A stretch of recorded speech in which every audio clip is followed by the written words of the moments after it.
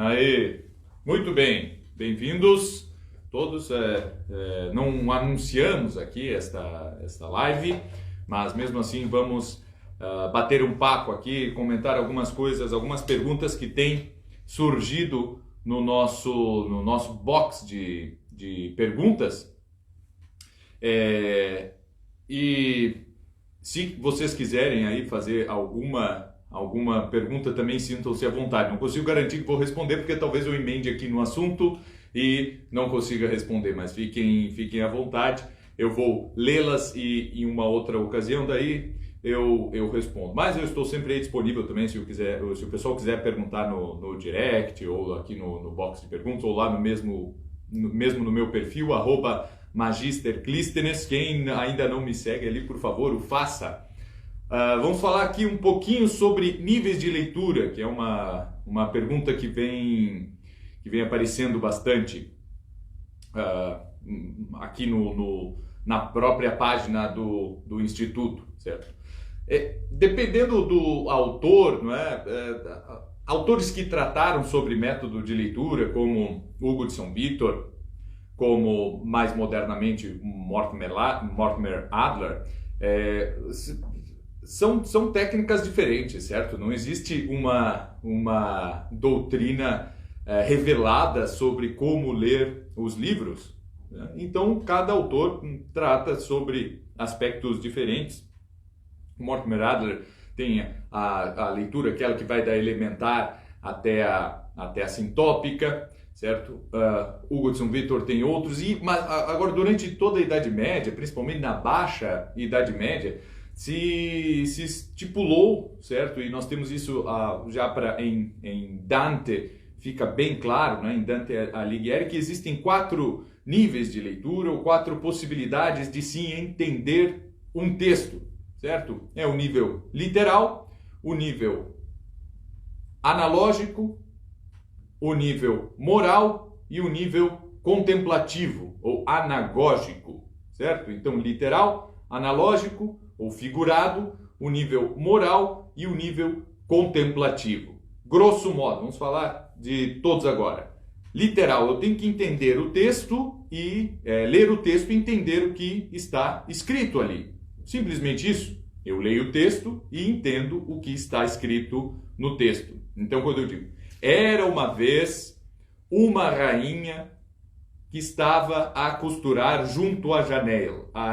E a janela era negra como o carvão, e nevava lá fora, a neve era branca, e a rainha espetou o dedo e pingou uma gota de sangue na neve. E ela disse, como eu gostaria de ter uma filha que fosse branca como a neve, e vermelha como o sangue, e que tivesse os cabelos negros como essa esquadria aqui da janela, certo? Essa história é o início da Branca de Neve, certo? Do conto de fada da Branca de Neve, compilado pelos irmãos Grimm. E se nós lemos isso e entendemos, certo? É o primeiro passo. Porém, não é somente isso. Certo? Eu entendi, eu sei o que é janela, eu sei o que é neve, eu sei o que é branco, vermelho e negro, eu sei o que é uma rainha, eu sei o que é costurar, eu sei o que é espetar o dedo, eu sei o que acontece quando se espeta o dedo. Eu estou entendendo, eu estou conseguindo visualizar a cena, certo? Então, entender não é simplesmente saber o significado das palavras, mas também conseguir visualizar a cena. Esse nível de leitura literal ele será cada vez mais perfeito conforme nós consigamos estar inseridos ali naquela cena, né? A ponto de nós conseguirmos sentir o frio que se sente quando se está a uma janela com neve lá fora, a ponto de nós conseguirmos imaginar os próprios odores que há ali naquela alcova da rainha. Este é o primeiro nível, é o nível imaginativo. Nós simplesmente vemos aquela cena como nós vemos todas as outras cenas na nossa vida, do momento que nós acordamos até quando vamos nos deitar, certo? Os nossos sentidos estão alerta e nós enxergamos, nós escutamos, nós sentimos cheiro, nós tocamos nas coisas e quando nós lemos, nós precisamos buscar também ativar os sentidos, é claro, internamente, certo? Nós precisamos, com as informações que nós temos do dia a dia, certo? Conseguir viver aquela cena. Este é sempre o primeiro nível de leitura, e ela se tornará cada vez mais perfeita conforme nós estejamos imersos no texto e na cena que está ali acontecendo. O segundo nível de leitura é o nível alegórico, certo? Quando nós vamos dar um passo a mais e aí já passamos a interpretar aquilo que está sendo dito. Há sempre um quê de subjetivo, mesmo no nível literário, não, literal, o primeiro nível de leitura, porque o que eu imagino de uma cena é diferente do que qualquer um de vocês também imagina, certo? Porque eu estou me baseando nas minhas próprias experiências, na minha própria vida e naquilo que eu vivi. Obviamente, alguém que somente ouviu pela televisão a neve, não vai ter a mesma experiência de uma pessoa que realmente já viu a neve e também não é a mesma experiência de uma pessoa que, sei lá, vive na Noruega com neve durante metade do ano, certo? Então, a mesma história, obviamente, vai ser lida de uma forma diferente pelos diferentes leitores. Isso é normal e está tudo bem. Agora, no nível figurado, isso também vai acontecer. Porque o que nós fazemos no nível alegórico, certo? Vamos pegar uma outra coisa agora. Vamos pegar uma parábola qualquer que exista no Evangelho, certo? Peguemos aí o filho pródigo, não é? O filho pródigo todo mundo conhece, é uma das parábolas mais conhecidas, e onde nós temos ali um filho que pede já a sua herança com o pai ainda vivo, a sua parte da herança, e sai pelo mundo gastando toda a sua herança, não é? Quando ele gasta tudo, ele é obrigado a trabalhar no trabalho mais servil e sujo possível, lá criando porcos, e se arrepende então de ter feito aquilo, de ter jogado tudo pro alto, e volta para casa. E diferentemente do que nós esperamos como desfecho da história, o seu pai o recebe de braços abertos, não é? E faz inclusive uma festa para aquele filho que retorna a casa, certo? Qual é o trabalho de um pregador quando esta parábola é lida numa missa, por exemplo? É justamente fazer a leitura, primeiro, literal, certo? Ele conta ali a história, ele lê. Muitas vezes o sermão começa com uma recapitulação daquilo, não? Ou pelo menos um bom sermão, uma boa homilia começa com a recapitulação daquilo tudo, e depois ele faz a interpretação alegórica, certo? E ele diz, aqui no caso, o filho é cada um de nós, somos nós os pecadores, não é? Que esbanjamos todas as graças de Deus, que usamos dos nossos talentos e da nossa vida longe de casa, longe do Pai, que é quem nos deu aquilo, certo? Mas que quando nós nos arrependemos daquilo, nós somos bem-vindos, nós podemos então retornar à casa do Pai, nós somos recebidos com uma festa, certo? Existe também a figura do irmão, não é? Que vai reclamar com o pai: poxa, eu nunca fiz nada de errado e nunca tive uma festa, e agora esse aqui que veio, tu recebes com uma festa, certo? E o pai ainda diz: olha, realmente, né? Tudo que é meu é teu, está tudo certo, tu não fizeste mal algum, e só que há uma alegria que logicamente não é explicada, certo? Essa alegria por parte do pai não é explicada por termos de justiça humana, não é? Nós não vamos ali, pô, esse pai sim é bom, nós meio ficamos um pouco indignados, ele nem reprimiu um pouco aquele filho, certo? Então, todos esses... e aí nós passamos para o nível moral justamente quando começamos a fazer esse tipo de indagação, não é? Não, mas como assim, não é? Como que o pai recebe de braços abertos? É assim que nós então devemos agir? Mas isso está certo? Isso não está, não é? Então nós vemos ali algo que está falando de Deus, mas com uma outra imagem, com uma coisa que não é, certo? Mas é como se fosse. Esse é o nível figurado, esse é o nível analógico de leitura, certo? O segundo nível. E aí nós vamos para o segundo nível moral, mas nós só vamos conseguir passar do nível literário, de entender a história, de viver ali aquela cena, não é? Isso vale mesmo por uma cena que não é tão rica em detalhes como é a história, por exemplo, do filho pródigo. Nós temos que imaginar como é a casa do pai, certo? Como é lá o chiqueiro onde o filho estava trabalhando, certo? Nós temos que saber o que é pródigo, certo? Nós temos que entender aquelas palavras e nós temos que conseguir viver aquela cena toda.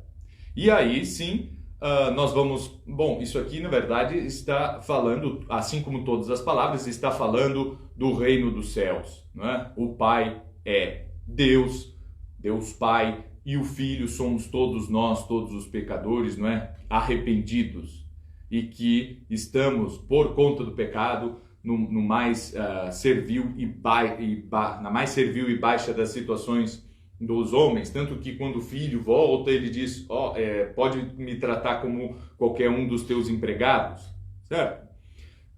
Bom, agora o nível moral, justamente, não é, será também bastante variado, certo? Nós podemos ali ficar questionando a justiça, não somente do pai com o filho que voltou, mas com o filho que sempre esteve ali. Pô, será que é justo isso com o outro lá que não fez nada, né? Não continua ali a servir o pai fielmente e nunca recebeu uma festa, certo?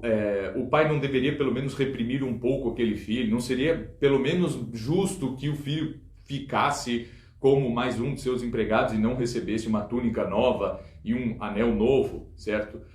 No nível moral é que nós faremos assim a analogia. Bom, o que da minha herança eu estou gastando com prostitutas e com festas e tudo isso, certo?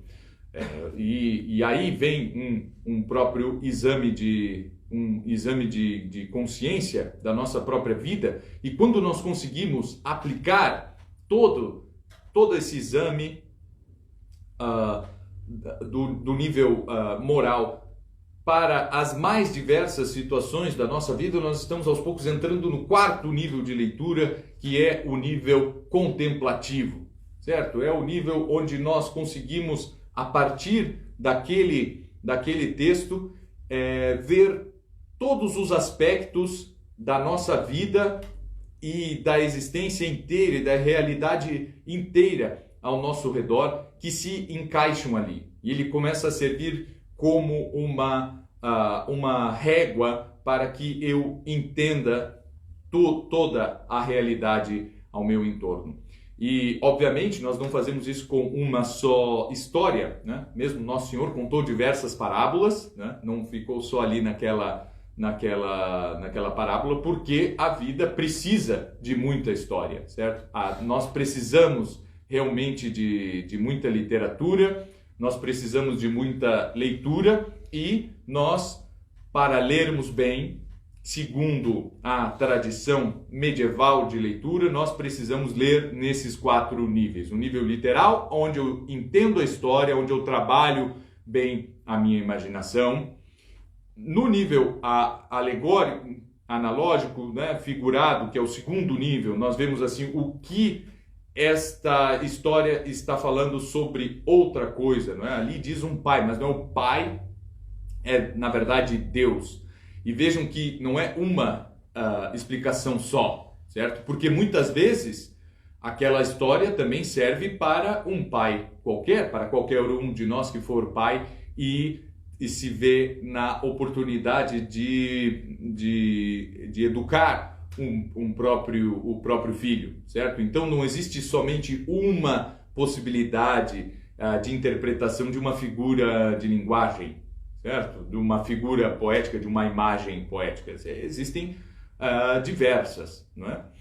Nós temos um nível moral, que é preciso que aquilo tenha algum reflexo, algum efeito na minha própria vida. Então eu farei uma reflexão moral a respeito aquela história. E o ápice da leitura é que eu consiga contemplar toda a realidade, a minha realidade e a realidade em torno, certo? A partir daquela leitura que eu fiz e que só acontecerá quando eu tiver realmente internalizado aquilo, não é? O nível contemplativo de leitura, ele é algo para ser feito após a leitura e durante a vida toda.